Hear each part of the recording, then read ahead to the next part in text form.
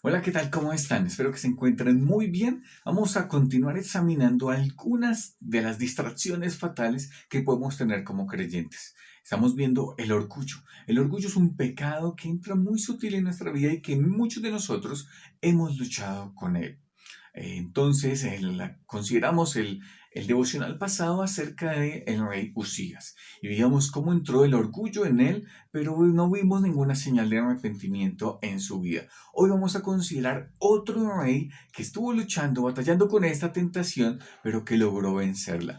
Entonces, acompáñenme, vamos a orar y ya comenzamos. Padre, damos gracias por ese tiempo que nos das de poder escudriñar tu palabra, Señor, y pedimos de ti la guía y la dirección, que seas tú hablando en nuestras vidas a través de tu palabra.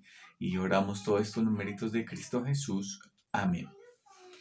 Vamos a hablar hoy del rey Ezequías. El rey Ezequías lo tenemos en segundo libro de Crónicas, capítulo 32, versículos 24 al 26. Y vamos a examinar una parte de su vida, pero es necesario entender acontecimientos que vinieron antes de este suceso. El ejército asirio había rodeado Jerusalén. El ejército asirio, comandado por Sennacherib, quien había conquistado grandes ciudades, quien era un imperio supremamente fuerte, y toda Judá, todo Jerusalén está bien atemorizado a causa de que el ejército está ahí a las afueras de la ciudad de Jerusalén. Es entonces cuando Ezequías y cuando Isaías oran al Señor y Dios escucha la oración y obra un gran milagro. De manera que Dios envía un ángel y este ángel asesina a todo este ejército asirio. Un solo ángel asesinando todo el ejército asirio. Se devuelve Sennacherib, quien posteriormente es asesinado por sus hijos. Nos menciona la palabra en un pasaje paralelo. Ahora, inmediatamente esto, nos adentramos en lo que va a ser el pasaje de hoy. Pero después de ese gran evento, de esa salvación que obró Dios, dice la palabra que muchos enviaron ofrendas a Jehová. Dice ahí en el versículo anterior, enviaron ofrendas a Jehová y aún todas las naciones conocieron a Dios y enviaban detalles a Ezequías. Teniendo en cuenta esto, vamos a leer lo que nos dice el segundo libro de Crónicas, capítulo 32, versículos 24. Dice, en aquel tiempo Ezequías se enfermó de muerte y oró a Jehová, quien le respondió y le dio una señal. Tenemos a Ezequías que ha experimentado una gran victoria porque Dios obró de esa manera y ahora lo tenemos enfermo. Está totalmente enfermo. La Biblia dice en el pasaje paralelo que Isaías le dijo, vas a morir, Ezequías. Prepárate, alista todo porque vas a morir. De manera que Ezequías ora al Señor, Dios le da una gran señal y la sana. Le sana de su enfermedad. Ahora, todo esto va muy bien y es interesante también el notar qué hacemos también cuando nosotros estamos enfermos, a quién acudimos. La Biblia dice aquí que Ezequías acudió a Dios y que Dios le sanó. Qué chévere es tener y acudir primeramente al médico de médicos, a nuestro Dios, a nuestro Creador. Pero también tenemos que tener en cuenta quién hizo todo esto. ¿Quién fue quien le dio la victoria sobre los asirios? Fue Dios. ¿Quién fue quien sanó a Ezequías? Fue Dios. ¿Quién recibiría y merecería toda la gloria en medio de este par de sucesos? Dios. Pero vamos a ver qué viene a continuación. Versículo 25 de capítulo 32 de segundo libro de Crónicas. Dice así, más Ezequías, en otras versiones dice, pero Ezequías, y los peros contrastan como, mira, todo iba así favorablemente, y aquí hay un giro en la historia, aquí hay un cambio tremendo.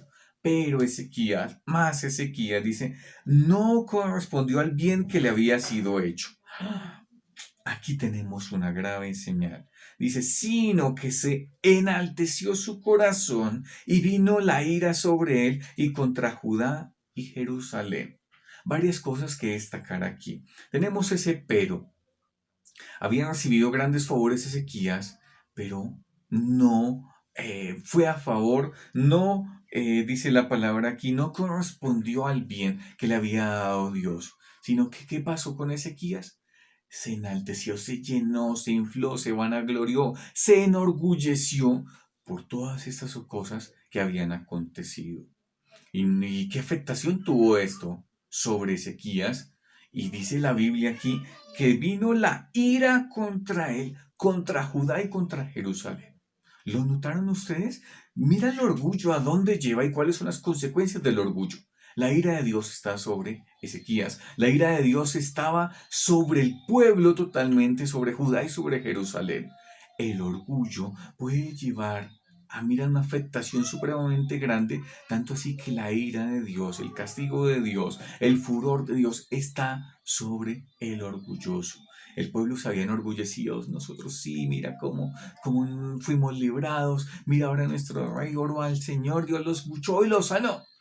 Pero lo que no tenemos en cuenta es que aquí hubo un cambio de mirada. Dejar de poner la mirada en Dios para poner la mirada en sí mismos y de esa manera se enaltecieron.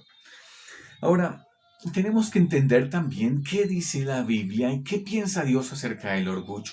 Y déjenme decirles que Dios piensa tremendamente fuerte acerca de este pecado. Así que vamos a examinarlo a la luz de la Biblia. Vemos acá en Crónicas que la ira de Dios estaba sobre el pueblo, sobre Ezequías. Miremos lo que dice Proverbios capítulo 8, versículo 13. Proverbios capítulo 8, versículo 13 dice: el temor de Jehová es aborrecer el mal.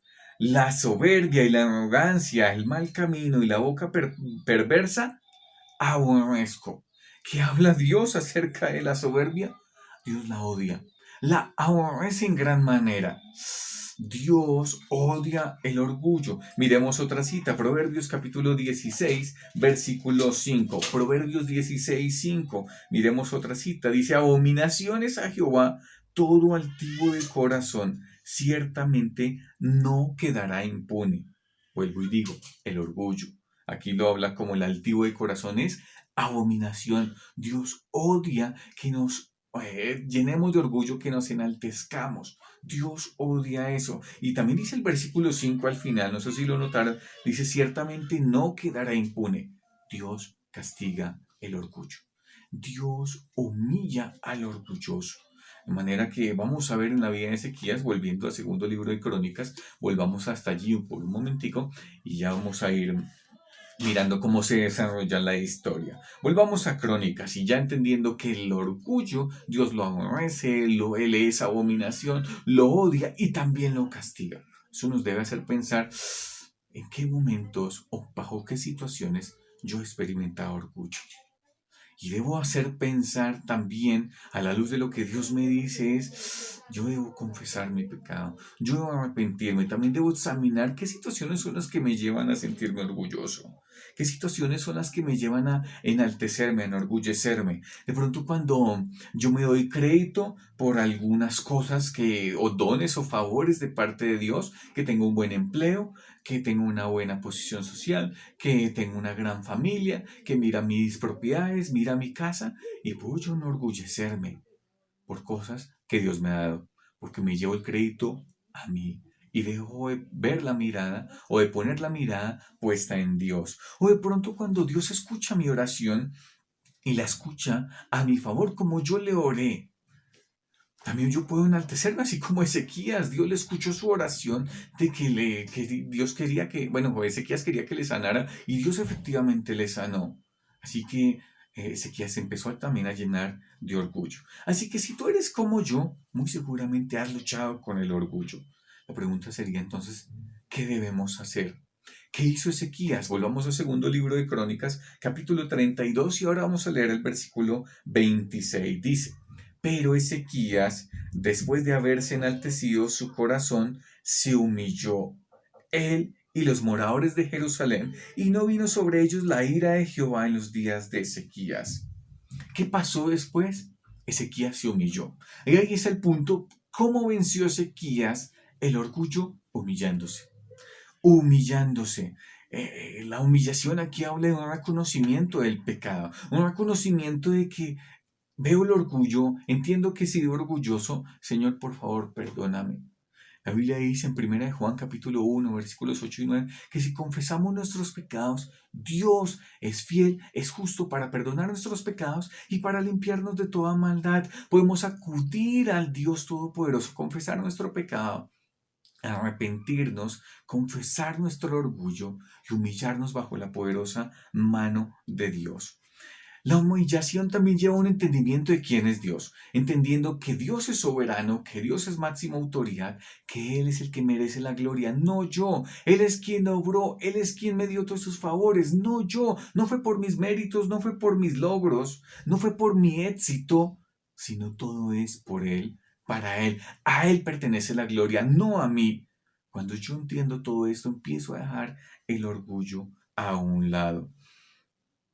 ¿Cómo quitamos el orgullo entonces? Vemos que Ezequías se humilló.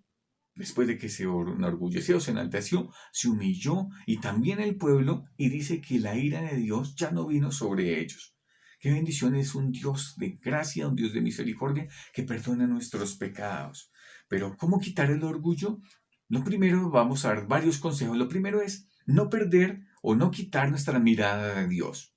Siempre hemos estar enfocando: Dios es autoridad, Dios es soberano, Dios es más grande, Dios fue quien hizo esto, y dejar de mirarnos a nosotros mismos. Yo no merezco el crédito, yo no merezco todos estos dones y todos estos favores. No fue por mi causa, no fue por mi intelecto ni por mis cosas que yo logré esto, sino por la gracia de Dios.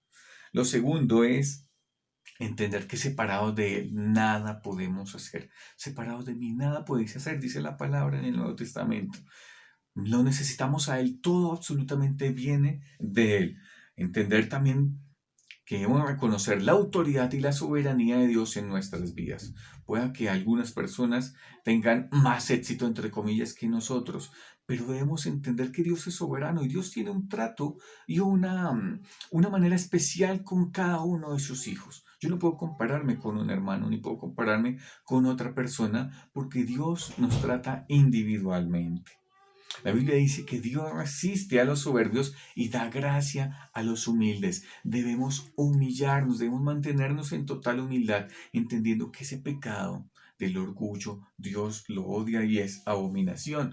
Así que mi otro consejo es: memoricemos la palabra, busquemos lo que Dios dice acerca del orgullo, y cuando vengan todos esos pensamientos a nuestra mente, a nuestro corazón, de enaltecernos, de crecernos por cosas que estamos evidenciando que Dios ha hecho, debemos pensar e ir a la palabra y decir: Señor, no quiero ser orgulloso porque tu palabra dice así, así, de esta manera, que es abominación a ti. Ayúdame, Padre. Memoricemos versículos. Reconozcamos nuestra total dependencia en Dios, pero también seamos agradecidos. El agradecer es un reconocimiento de que yo no lo hice, Señor, tú lo hiciste. Así que un corazón agradecido mantiene bajo humildad y no se enorgullece, no se enaltece. Finalmente, también debemos entender que en algún momento Dios nos reconocerá, Dios nos exaltará y nos dirá: bien, buen siervo y fiel, si hemos obrado bien, si hemos obedecido su palabra, si hemos mantenido en humildad, si hemos obrado dándole la gloria a Él. El Señor nos reconocerá, pero no debemos nosotros reconocernos y autoexaltarnos nosotros, sino esperar cuando fuere tiempo, cuando sean entregadas todas esas coronas, que esas coronas serán estrechas a nuestra cabeza y asimismo también se las arrojaremos delante de sus pies, porque aquí no vale ni mi éxito ni mi gloria, sino todo es por Él, para Él y con Él. A Él pertenece la gloria por cada una de las cosas. Reconozcámoslo en cada uno de nuestros caminos, en cada una de las cosas que nos acontecen. Así vamos aplacando un poquitico nuestro orgullo y que nuestra mirada no esté en nosotros mismos, sino puesta en Él. Padre, a ti la gloria por tu palabra, por el ejemplo de Usías, también de Ezequías, que nos muestran este pecado, Señor, que es abominación a ti, que es el del orgullo, Dios. Ayúdanos porque luchamos con esto y que cada día podamos poner nuestra mirada en ti más que en nosotros, Señor. Ayúdanos a crecer en humildad y oramos dándote a ti la gloria por siempre. Amén. Amados, hasta una próxima oportunidad. Seguiremos viendo más acerca del orgullo, porque hay mucho más, y también otros pecados que nos distraen de nuestra comunión con Dios. Hasta la próxima. Chao.